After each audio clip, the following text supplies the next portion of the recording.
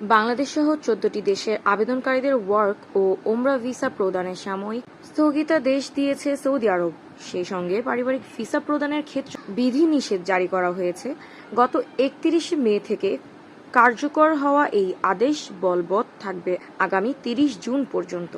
বাংলাদেশ ছাড়া স্থগিতাদেশের আওতায় পড়া বাকি দেশগুলো হলো ভারত, পাকিস্তান, মিশর, Indonesia, Iraq, Nigeria, Jordan, Algeria, Sudan, Ethiopia, Tunisia, Yemen এবং মরক্কো। খবর আরব টাইমসের। সেই সঙ্গে পারিবারিক ভিসা প্রদানের ক্ষেত্রেও বিধিনিষেধ জারি করা হয়েছে। ওয়ার্ক ভিসার মতো এসব আদেশও এই ১৪টি দেশের ওপর ৩০ জুন পর্যন্ত কার্যকর থাকবে। সৌদির মানব সম্পদ ও সামাজিক উন্নয়ন বিষয়ক মন্ত্রণালয়ের সিদ্ধান্ত অনুযায়ী এ স্থগিতাদেশ দেওয়া হয়েছে।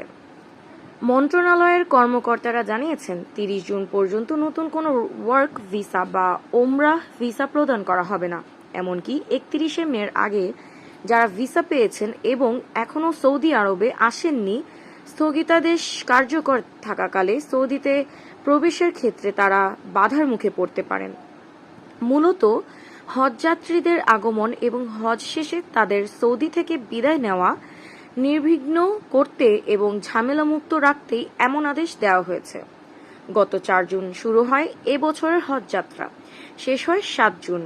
হাজিদের একটি বড় অংশই জুনের শেষ নাগাদ সৌদি থেকে বিদায় নেবেন।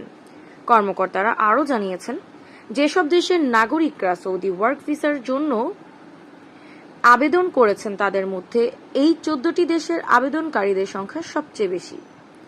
প্রসঙ্গত, এর আগে গত ফেব্রুয়ারি মাসে বাংলাদেশ সহ ১৪টি দেশের ভিসা নীতিতেও বদল এনেছিল সৌদি আরব। এই সময়ে সরকারের পক্ষ থেকে বলা হয়েছিল যে এই দেশগুলোর নাগরিকদের এখন থেকে সিঙ্গেল এন্ট্রি ভিসা প্রদান করা হবে, অর্থাৎ ওই ভিসা দেখিয়ে একবারই সে দেশে প্রবেশ করতে পারবেন ভারত, পাকিস্তান, বাংলাদেশ সহ ১৪টি দেশের নাগরিকরা। ভিসার মেয়াদ ৩০ দিন।